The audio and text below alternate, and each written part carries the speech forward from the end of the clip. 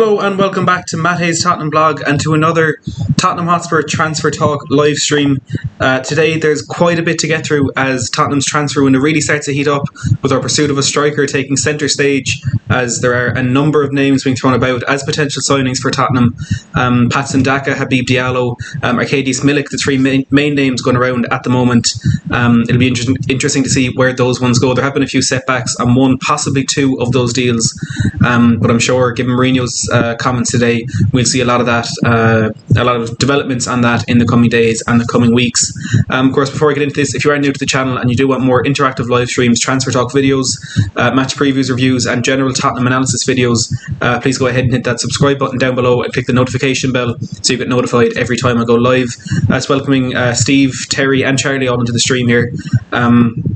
And we're going to dive straight into things with a bit of an update from Darmesh Sheth from Sky Sports News on our pursuit of Arcadius Milik, and I suppose a bit on Patson Daka as well, and potentially Troy Deeney. There could be something there which I know a lot of fans aren't happy with, but Darmesh Sheth on the transfer show a while ago was saying there's a guy at Red Bull Salzburg called Patson Daka who has been dubbed the new Thierry Henry. He is someone Tottenham have been interested in during this transfer window, but they've been told that he is staying at Salzburg for now. So as I was saying in my video a while ago, it does look as though Daka has chosen to stay at Austria in Austria for another season at least, and any potential move for us there could have gone out the window by now. But as it remains, Sky Bet still have us as the favourites to sign him if there is any movement on his future there. Interestingly, Daka is represented by the former Tottenham and West Ham striker Freddie Canute, so there is a relationship there, and I'm sure Canute will be keeping Tottenham abreast of Daka's future plans. Another player Tottenham have kept an eye on is Napoli's Arcadius Milik. He's been linked with a number of clubs in the Premier League over the last few transfer windows, including us in January, and Napoli president Aurelio De Laurentiis has said Milic is up for sale. Kalidou Koulibaly is up for sale. All of these players are up for sale provided a club meets their transfer fee. Now we know Kalidou Koulibaly will more than likely be moving to Manchester City this summer. He is another player we have been linked with, and of course centre-back position we are looking to improve this summer. But for Koulibaly, it does look like a move to City is most likely for him there. As for Arcadius Milik, that's the biggest obstacle as far as Tottenham are concerned. I spoke to Sky in Italy's Gianluca Di Marzio before we came on air, and I asked him about this, and he said it's unlikely because Tottenham are unlikely to meet the £32.5 million valuation that Napoli have. He's also entered the last year of his contract, so Tottenham could sign him on a pre-contract agreement in January, so wait for 3 months and get him for free the following summer. There's another striker who has been spoken about, and it's an interesting one. Watford's Troy Deeney. West Brom are interested in him, and it's thought Tottenham are just keeping an eye on the situation with Deeney.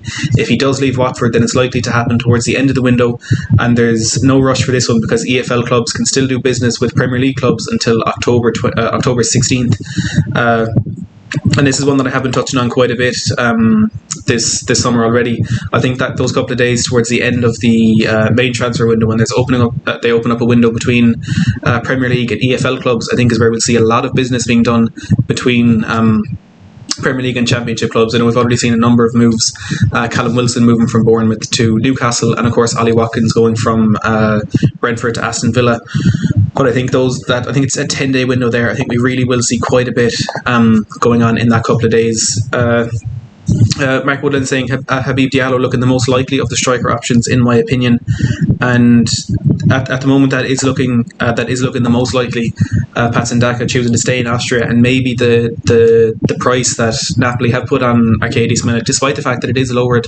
They were asking for about €50 million up until the other day, and they decided to reduce that fee because, as Darmesh Sheth says, Milik's contract is up at the end of next season, so we could make a pre-contract agreement with him this January and sign him for free. He won't be joining until the 1st of July, but if he is going to be our number one option, it probably would be best for the club financially to wait until then. But quickly looking at Habib Diallo, as I said in my video yesterday, he's a 25-year-old striker for FC Metz. He scored 1 goal and 4 caps for his national side Senegal. He joined Metz in 2015 from their academy. Has had 2 loan spells at Brest, but for Metz he scored 48 league goals in 100 appearances in the Ligue 1. His breakthrough season came in 2018 after 2 loan spells at Brest where he scored 16 goals in 50 appearances. He's known for his finishing and his link-up play, and he can also play on the left. As I've been saying, that versatility that players like Diallo and Daka could offer. They're not just a number 9, they can also play in those wider positions and would function well in the 3 behind the striker. I think that could be a real point of importance in Tottenham's recruitment this summer, even though the names we have already don't seem to be ones that Tottenham will be signing. I think that is certainly it's a trend developing in those targets that we do have. Milic probably the exception, but he's definitely a bit more like the striker Jose Mourinho does like. He's tall, he causes problems for opposition's defence. He's just a nuisance for them. Again, Troy Deeney falls into that, and looking at Mourinho's past, Diego Costa, Romelu Lukaku, certainly players that do fit that bill as well. Mark saying Diallo 15 to 20 million and is willing to come. Apparently 12 goals for Mets last season. I take him, to be honest. I think I would take him as well, but he wouldn't be my first option for that, because, as I've been saying, a player coming from the French league, it hasn't always worked out. There's been a lot of players who've done so well in France and just haven't been able to do it in the Premier League. I think the most recent example for us would be Tanguy Ndombele, who has made that move from Lyon to Tottenham and has struggled so far. Looking at players who've left the Premier League to go there, Memphis Depay couldn't do it at United. He's now one of Lyon's best players and could potentially have earned himself a move to Barcelona. You've Angel Di Maria, a season at Manchester United, and he had to get out of there. He's gone to PSG now, where he's doing so well. And even the lesser known players, Florian Thauvin, couldn't do it at Newcastle, and he's now doing exceptionally well for Marseille over there as well. So I think we do have to take into account the fact that he is coming from a league where the quality is a lot less, and it wouldn't be my number one choice, but of course I'd rather him than not bring in a striker at all. Charlie saying, can you see us getting a striker in before the fixture congestion next week? I wouldn't say it's likely at the moment, but I think it is definitely something the club will be working on, because I think it starts it could be the 19th of September, where we've a period of 20 days where we have 9 games, which is absolutely ridiculous to think about, and it's a lot to put on the players that we do have at the club, even though they are professional athletes. It's a lot of pressure, a lot of strain on them to try and do that, and we are going to need the strength in numbers. We're going to need the squad depth to get through different periods like that, and I think it's disappointing that we haven't gotten the striker up until now, but the sooner we get one in, the better. And you know, it's almost tradition at this stage where Daniel Levy does leave these deals till late, and he leaves them go down to the last couple of days of the window in the hope of getting a reduced fee. And at times that has worked, but at times it hasn't worked, and the times when it hasn't worked seem to have been more recent than anything else. Looking back at last summer, of course, Bruno Fernandes and Paulo Dybala, 2 signings that we could potentially have made towards the end of the window. Dybala, it does look like now that it was more his decision to not join Tottenham, but with Bruno Fernandes, he wanted to join Sporting Lisbon. We're willing to sell. According to a number of sources, we did have a deal in place, which Daniel Levy then tried to change, which effectively made us miss out on him. And of course now he's doing very, very well at Manchester United. Darren Grimmer saying, if we could get Bale, he can play down the middle if required, as well as out wide, and that is a very good point about him. We have heard a bit about Bale's future over the last couple of days. He does offer that versatility that we have been talking about. As for Gareth Bale, as we know, Real Madrid they are trying to get him off their books. You know, he hasn't played for them regularly in a number of years. He has a lot of injury problems, but also the fit just isn't there between him and the club. This is an article here coming from the Herald.ie, Mike McGrath with this one. It's a story we've seen on a lot of different newspapers, a lot of different sources, so I have no doubt about its credibility. But just this particular one saying, Real Madrid will pay 50% of Gareth Bale's salary to grant his wish to move away from the Bernabeu and pave the way for a return to the Premier League. The Spanish champions blocked Bale's move to Chinese club Jiangsu Suning a year ago after demanding a fee for the Wales forward to play in the Far East on £1 million a week wages. They're now willing to subsidise half of his £600,000 a week terms to give him a better chance of finding a club. Now, as for a move to the Chinese Super League, that's almost completely out the window at this stage, because at the beginning of this year, not long after this move was actually blocked, they brought in a wage cap for players coming into the league. They can only be paid a max of £49,000 a week. So any potential move for Bale there is highly unlikely. Bale, 31, admitted last week he would consider a return to England 7 years after leaving Tottenham for Real in a world record £85 million deal, putting his future in the hands of his club after they they blocked everything at the last second in 2019. Premier League clubs have spoken to Real as manager Zinedine Zidane looks to offload players who are not in his plans, with chief executives informed that Bale and other players are available on 50% salary. Now, looking quickly through it there, we don't seem to have other names who will have their wages subsidised by Real Madrid, but they go on to say Bale's agent Jonathan Barnett has previously ruled out a loan, but Real's stance would at least open up the possibility of moving rather than not playing under Zidane, as was the case in the final games of last season. He has 2 years left on his contract, and Real have privately admitted they regret blocking his China move a year ago. Zidane is barely on speaking terms with Bale, whom he allowed to stay at home instead of travelling to Manchester City for the Champions League last 16 tie, after it was made clear he would not be in the matchday squad. Bale has started just 12 La Liga games this season before being left out of the matchday squad altogether on the final day of the campaign. So I suppose not much that we didn't really know in that article, but kind of summing up everything that has happened over the last 6 to 12 months with Gareth Bale, it's looking increasingly unlikely that he will be a Real Madrid player probably going into the next season. It's always there with Tottenham fans, so every single transfer, no matter what it is, and I know I've been guilty of falling into it at times as well. The hope of bringing Gareth Bale back is always there. He said when he left Tottenham he'd like to come back one day, and the only English club he'd play for again is Tottenham, but that was 7 years ago, and a lot has changed since then. And one thing that hasn't changed, I suppose, is Tottenham's financial structure, their wage structure, and even if Real Madrid were going to pay 50% of that, it's still £300,000 a week for Tottenham. I think the highest paid player at Tottenham at the moment is Harry Kane, who's only on £200,000 a week, so it would be a massive commitment from Daniel Levy to pay that sort of money for a player who, he's 31. I know he'll be available for a cut price, but he's 31. He's a really horrid injury record, and he's ruined his reputation, not just as a player but as a professional, with everything he's done at Real Madrid over the last couple of years. As Toxic is asking there, I've heard Tottenham will sign Reguilon. It was Forbes coming out with that report earlier today. I think I saw that on Twitter as well. I'm not sure if Reguilon will be one of those players that would have his wages subsidised by Real Madrid, particularly because the interest is there in him. There's a wide number of clubs actually looking for him at the moment. As I said, again, a video out on Sergio Reguilon earlier today.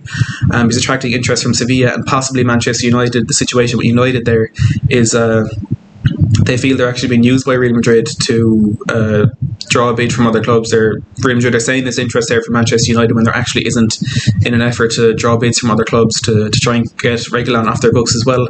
The only downfall of potentially signing Reguilon is Real Madrid do seem to they want him back in the future when he is maybe more experienced, more developed as a player, and any deal that would see him leave the club would more than likely have a buyback clause in it, which isn't ideal for Tottenham, but I don't know if that will be a deal breaker for Daniel Levy. I assume, given the way he negotiates, it would be a real point of friction in the negotiations, but whether or not that would be the end of that, we'll have to wait and see. Mark Diallo again, captain the side too, and to score 12 goals in a struggling side that just managed to stay up. I think he can only improve with better service or players, and I suppose that isn't a point I'd taken into consideration as well. He's Metz, obviously not one of the best teams in the French league, often down there. I think they've been bouncing up between the League 1 and League 2 over the last couple of seasons, but to score 12 goals in a relegation threatened side is a really, really good return. And if he's going to be playing with players who can create more chances for him and a team that are hopefully pushing for top 4, those numbers could increase. But again, it is, for me, the biggest catch in this is he's moving from the French league to probably the best league in the world in the Premier League, and whether or not he'll be able to make that step up, no one can ever say until he actually gets there and he's put in the starting 11 in that team. And at that stage, it could be too late for us. We could end up in another situation like we were with Vincent Janssen, even though he was loved by the fans because he gave absolutely everything when he was on the pitch. He just couldn't provide in terms of goals and assists. And I think we're getting to the stage now where we just can't afford to do that anymore, because we had it with Roberto Soldado, we had it with Vincent Janssen, we had it with Fernando Llorente, but not to the same extent, because he was a key part of our Champions League run that year. I just don't know if we can afford to take a risk on a player like that anymore. I think, as I was saying, players with Premier League experience, like we have brought in Højbjerg and Doherty and Joe Hart as well, even though he probably won't be in that team as much.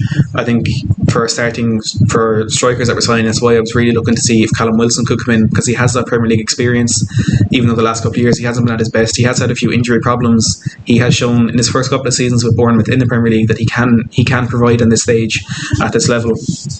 And Habib Diallo, as I said, I'd be happy to see him come in, but he wouldn't be my number one striker. Toxic saying, also think Troy Deeney will sign on loan, but I would like Milic. He's not been selected or given a squad number, and I think that's coming back to what Darmasheth had to say. Arcadius Milik is up for sale by Napoli, happy to let him go, but as long as they're getting the right price for him there.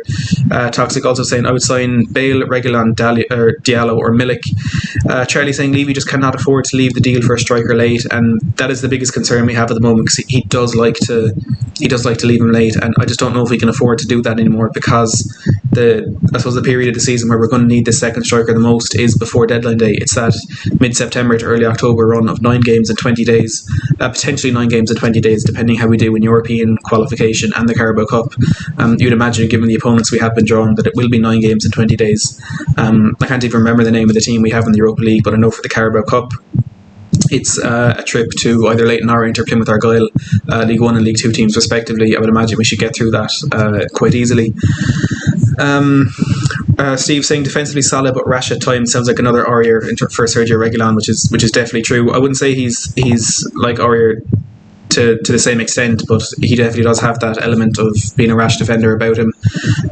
Toxic saying Reguilon can play left wing back with Doherty on the right, which I suppose I was saying there in my video earlier as well, that I'm not sure Reguilon would fit that style of play that we have with that 4 at the back, where last season it was Aurier pushing up in that really, really advanced right wing back role, almost playing as a right winger, and Ben Davis or Danny Rose as it was for a lot of last season, our left back, kind of sitting into that third centre back.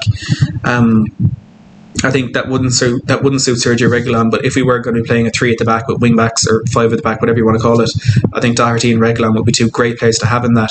Reguilon, as for his numbers and chances created, he created 40 chances for Sevilla last season. There were only 3 fullbacks in Europe under the age of 23 that had better numbers than that. There was Fervis Estupiñán, who is a Watford left back, was unknown at Osasuna last season. He created 41. We had Theo Hernandez creating 42 for I think it's Atletico Madrid he's played for this stage. I could be wrong though. And the most there was Trent Alexander-Arnold. He was way out in front with 81, but really good return there from Reguilon with chances created. He's really, really good on the ball. He's absolutely outstanding, and I think he had played a big part in Sevilla's Europa League successes last season as well. We have Bradley Coombs saying, what about Josh King as a second striker? I see Martin Mongan, welcome to the stream as well, saying Josh King will be a solid signing, to be fair. I think in terms of Premier League experience, he certainly does. He does fit that bill, playing with Bournemouth in the league for 5 years. Also, attracting interest from Manchester United last season. I don't know. Martin might be able to tell us if the interest is still there for Manchester United. I think he was very close to signing for them last January. He does tick a lot of the boxes that we'd be looking for. Again, Premier League experience. He can play out in the wing. He's done that for Bournemouth in the past. His goal scoring record, I'm not exactly sure of the numbers, but I can't imagine it's been anything exceptional. I think Bournemouth their entire time in the Premier League were relying mainly on Callum Wilson to provide those goals. But Josh King wouldn't be our number 1 striker. We wouldn't be expecting him to get 20, 25, 30 goals a season. But if he was there as a number 2, I think it would be, again, a decent signing, maybe a bit better than Habib Diallo, given that he does have that experience in the Premier League. But again, he wouldn't be top of my list of priorities. I think there are better strikers out there that we can go for. And our problem in the past has been strikers coming in and knowing they wouldn't be the number 1 striker. They know as well as they do perform, they will never be ahead of Harry Kane in the pecking order. Alvaro Morata came out publicly and said that before he signed for Chelsea.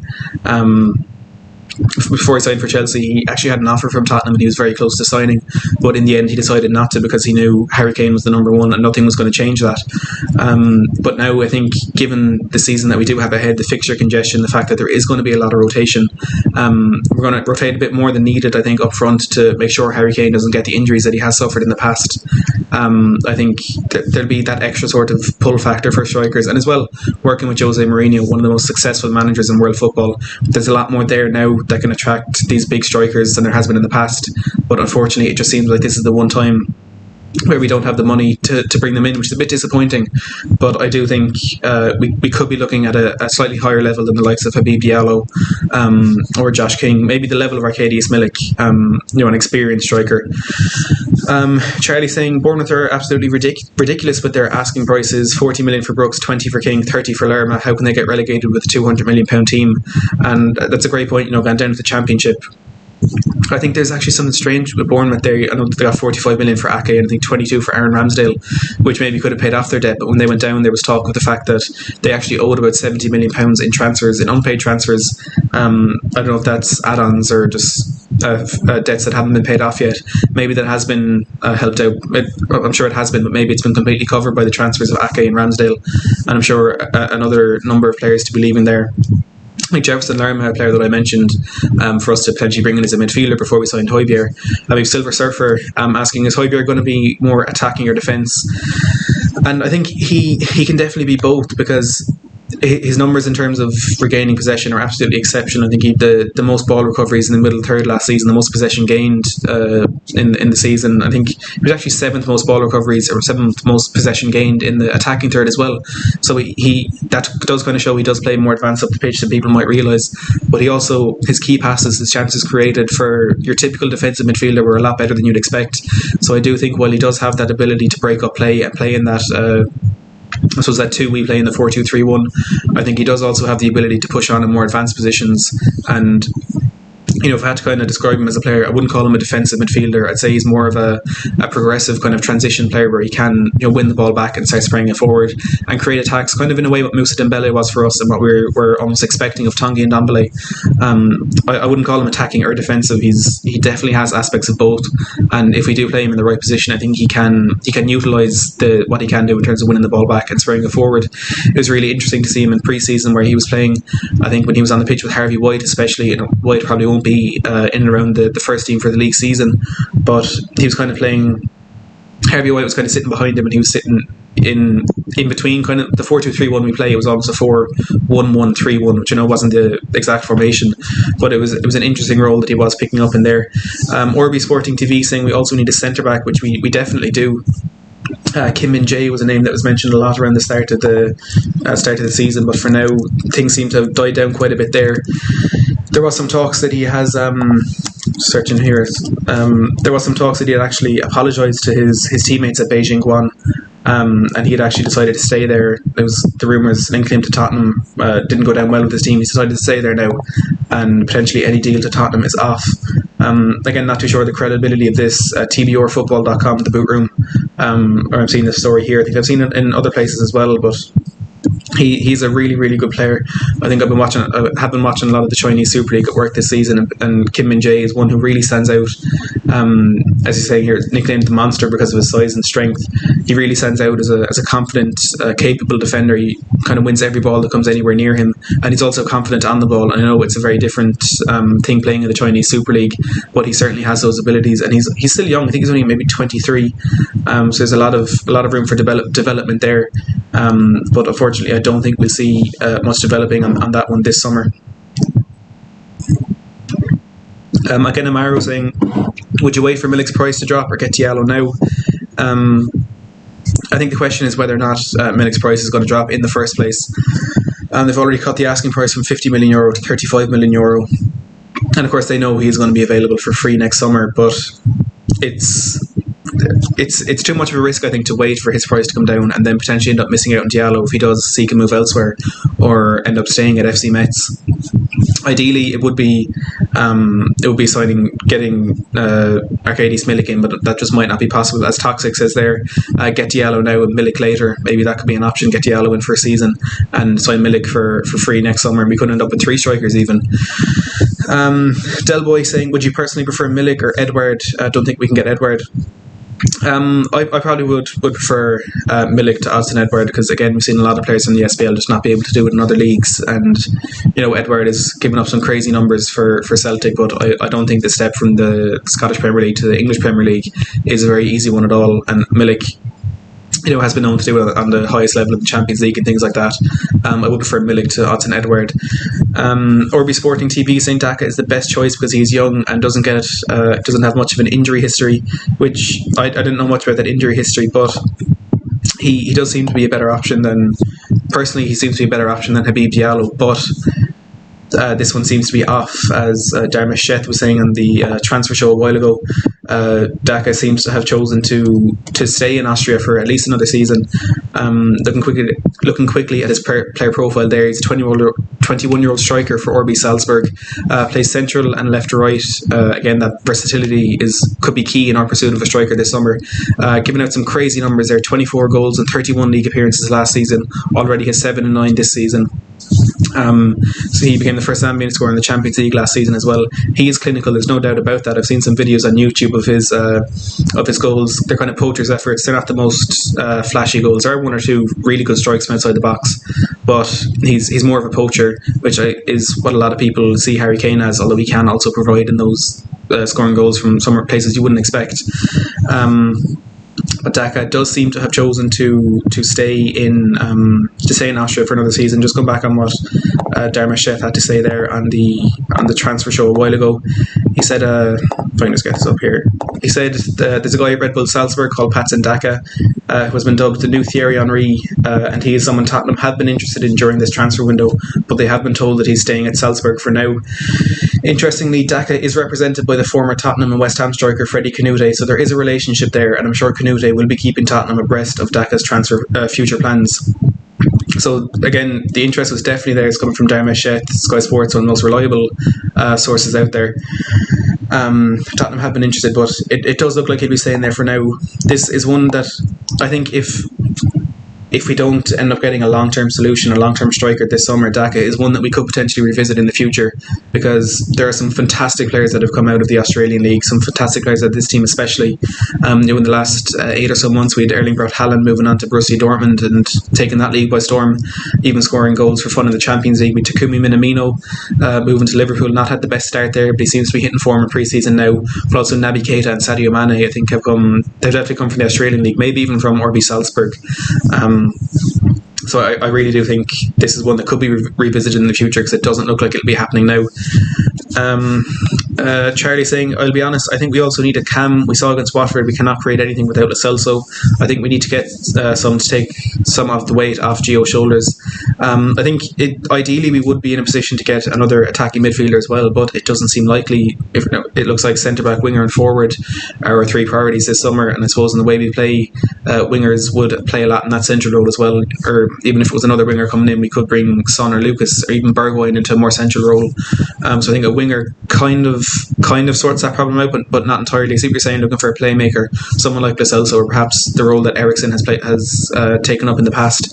Martin saying Moussa Dembele from Lyon would be solid, considering Lyon aren't in Europe this season, could even send Ndombele back. Dembele would be a really, really good signing. You know, he's one of those few players who has been able to make that step up from the Scottish Premier League. But again, it is the French League, and we do have to be slightly wary about that. If there was any chance of a swap deal there for Ndombele, I'm sure there are a lot of fans who would take that. Ndombele doesn't seem to be looking for a way out this summer, but I don't think it can be ruled out yet. As far as he's concerned, the only solid offer we've had so far has come in from Inter Milan earlier in the summer, and they offered Milan Skriniar in a straight swap deal for Tanguy Ndombele. Tottenham turned that one down, unfortunately. Some reports saying they were looking to keep Ndombele for this summer, but other reports saying, or for this season, other reports saying they were asking for Skriniar plus cash. So I think we will see that revisited later in the summer from Inter Milan, who are looking to bring in a midfielder. At the moment, their main priority does seem to be N'Golo Kante from Chelsea, but I think they could revisit that one if they aren't successful in their pursuit of Kante. And it's a very good option as well for Tottenham, because we are looking to sign a centre-back. As I said, that Kim Min-jae deal seemingly off the cards at the moment, and a player of Skriniar's quality could certainly be a very good option for us, but it's just whether or not we're willing to let Ndombele go. We'll have to wait and see where that one goes. Anthony Lynch saying, I'd say it's looking like Troy Deeney at this stage. I would take him. Look, it wouldn't be the worst signing in the world. It's far from ideal. There's no one denying that, but even with him at the moment, I think I saw a story yesterday that he could potentially be on his way to West Brom, so he might even be an option for us. Giving a quick search here, Watford reluctantly accepts Troy Deeney's leaving. Spurs allegedly held talks. Not too sure about the reliability of that, coming from HITC. I think I did see a story yesterday that West Brom are kind of the front runners in the pursuit of him, but I wouldn't say it's any bit likely at the moment. Mark Woodland saying we should have got Moussa Dembele when we had the opportunity. Is Depay available? Depay is not available. He is almost definitely signing for Barcelona this summer. This is one coming from Fabrizio Romano, kind of the main source on this story. We have Barcelona at the top there. Barcelona are working to get Memphis Depay. Personal terms agreed, but no official bid to Olympique Lyonnais yet.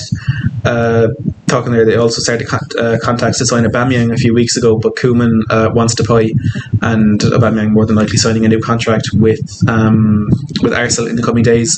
So Depay despite his failures at United in the past, has gone on to do really, really well, and it's testament to the improvements that he has made with Barcelona coming in now, and looking to get that deal done. I'd say it's only a matter of days before we see that one. It's been over a week now. Romano has been talking about that. Depay to Barcelona, looking very likely. He's not available for us. Delboy saying, I think we should be all over Reguilon at this cheap price. Need a top left back more than a centre back, in my opinion, and as well with Danny Rose, of course, looking likely to sign for Genoa at the moment. It opens up a spot for a left back in that squad. Reguilon available at a very, very cheap price. I think it's €25 million. I think that's the fee I had down there. It's a great deal for a player of his quality. 23 years old, but he's quite experienced in first team football, and he only won the Europa League last season. He does know what it takes to go on and win a trophy. He has a lot of Europa League experience. Could be good for us going into that competition next season. Mark Woodland saying yes, sign Reguilon and Ben Davies can deputise as a centre back when needed, which I suppose that would allow us to play those two different systems. I know Ben Davies is very good going forward, but Reguilon is definitely better than him in that aspect. Davies better defensively. So if we were going to swap between that unbalanced 4 at the back and the 3/5, I think if we had the two of them as our left back options, it would offer us a lot of versatility in the system that we do play. Terry Wright saying, why would Milic want to come to Spurs and play a very limited role? He's in the prime of his career and Harry's not going to split time with anyone. We just need a player to give Kane a breather. And I think that has been true in the past, but as I was saying, looking at this season and the fixture congestion, I think if we do bring in a striker at the level of Milic, if it is going to be someone like Diallo or Daka, maybe that will be more as a backup role. But if we do bring in a striker like Milic, I think the game time could be quite close to 50-50, although Harry Kane would probably have the priority, because the fixture congestion and the amount that we're going to be needing to play this season, it could be much more than a backup role if we do bring in a striker of Milic's quality. But the main problem there not being his role at the club, it's the fee that Tottenham just don't seem to be able to pay at the moment. Maybe if this Danny Rose move to Genoa is a permanent one, we could potentially see something different there. But we just don't seem to have anything on whether or not Danny Rose's deal move to Genoa is permanent, or if it is a loan move. It's a bit of a strange one. I don't know if it's a case that none of the sources seem to know. Looking at what Sky Sports have to say here, Genoa have held talks with Tottenham over the signing of defender Danny Rose. The club have told Sky Italy. The Italian club, who narrowly avoided relegation from Serie A last season, said it would be a difficult deal to do. Their league rivals Cagliari had also been keen to sign Rose. I think that was one Football.London we're touching on as well, but no longer appear to be in the running for his signature. Rose has entered the final year of his Tottenham contract, and the Premier League side are open to letting him leave Hotspur way. The 30-year-old was on loan at Newcastle from January 2020 until the end of last season, and the England international made 11 top-flight appearances for Steve Bruce's side, helping the Magpies to a 13th place finish. A departure from North London would bring to an end a 13-year association with Tottenham for Rose. Of course, our longest serving player at the club now. Skipping down a bit there, he's previously indicated that he would see out the remainder of his contract at Tottenham before leaving the club permanently. Last November, saying, I said I've got 18 months left on my contract and I'm not going anywhere till it's finished. Levy told him there was no new contract, so he will be moving on. He'll leave in 18 months. I don't know whether or not that's changed now. It's strange that we have no indication from anywhere really if this is going to be a loan move or a permanent one, but I'm sure we'll find out very soon when this deal is completed. Silver Surfer saying, sadly we are not looking for a playmaker, we need a replacement for Eriksen. Tanguy is going nowhere with Jose. Tanguy and Dembele, him and Mourinho don't seem to be the best fit. But it does seem like Jose does want to keep him. It seems like Levy wants to keep him as well. According to Football.London, we get a big insight into this in the 9th episode of the Amazon documentary, which is of course out on Monday. But it's a strange one with Ndombele. It's really hard to kind of see where this is going and why it's going towards him staying. Charlie saying Lascelles will only get better. Di Marzio saying it's unlikely we sign Milic. As we were saying there, it's the fee that seems to be the biggest problem there. Barney saying, why are we going for a winger? A left back and centre back is a bigger priority in my opinion. Centre back, according to a few people, is our number one priority. It's Fabrizio Romano. He said it is centre back, winger, striker we're going for, and centre back is our number one choice.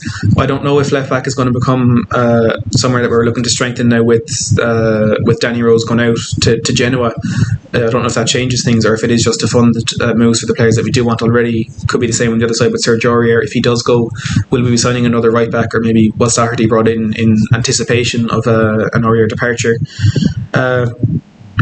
Toxic saying DiMarzio was playing a game. Orbi Sporting TV. My mind telling me if we don't get a striker, Son will be the centre forward if Kane gets injured, which has certainly been the solution in the past. But then if Son gets injured, we've known what else had happened last season.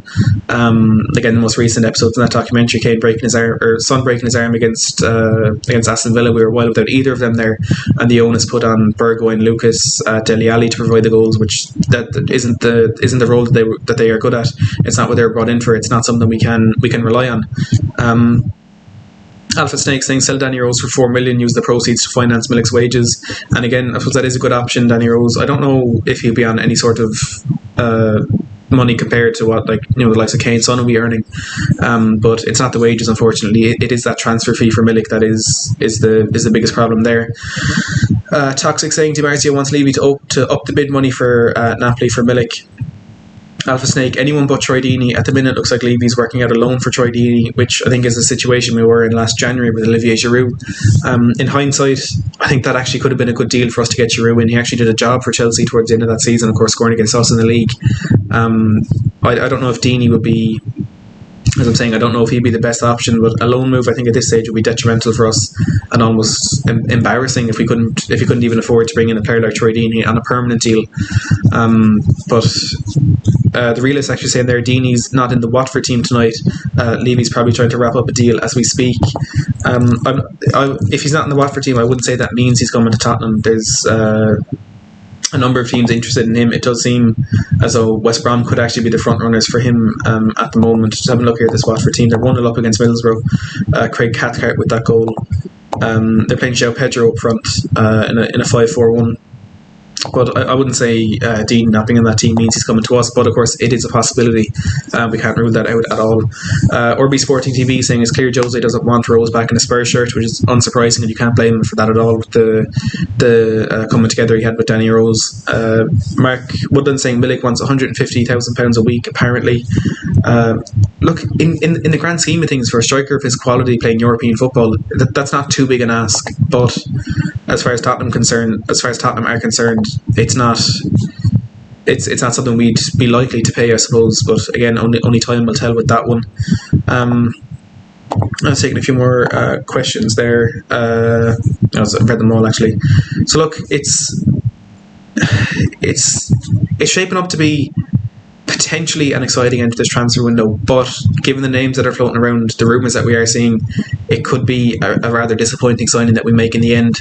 There are a couple of these in the nose on Twitter, or as they always do, were saying, the player that we're going to be signing isn't a name that has been mentioned yet. Again, we can't say how true that is or not. I think we'd have to wait until we get it from these sources like Alistair Gold, Sky Sports, Fabrizio Romano, David Ornstein, Dan Kilpatrick, the usual culprits. I think once we hear something from them is when we can start to get excited and actually start looking into these strikers and seeing just what we could be getting ourselves in for. But for now, we just need to wait, and it's a very tough wait because the season's starting on Sunday against Everton, a team who have strengthened absolutely exceptionally, signing James Rodriguez, Alan and Abdoulaye Doucouré in this window already, and probably not done with their business. And it is quite difficult looking on at other teams. I think, as someone mentioned a while ago, there are a lot of teams investing better than us. If I can just find that comment. Silver Surfer saying Leeds, Aston Villa, Wolves spending more than us. Leeds, of course, bringing in Rodrigo from Valencia for almost €30 million. They're signing Rodrigo de Paul from Udinese. They brought in, I think, a defender from Europe as well. Wolves breaking their club record fee, signing a £35 million striker from Porto. And Aston Villa, of course, getting Ollie Watkins, a player that we were after, a player that we essentially couldn't afford. And then you're looking at Chelsea and Everton, who are spending crazy money on world-class players. United maybe getting in Jadon Sancho. Man City maybe getting Kalidou Koulibaly. I think Liverpool are the only other top team really, who aren't investing heavily in this window. But if they go and get Thiago for £25 million, all of a sudden it's a crazy successful window for them. So look, we'll have to wait and see. I'm not holding out too much hope that we'll be signing a player of kind of similar level to Arcadius Milik, but we have to stay positive and hope that Daniel Levy can pull something out of the bag. And look, only time will tell. We move on now to Everton on Sunday. It's going to be a very tough game, a tough opening to the season. start for our first full season with Jose Mourinho.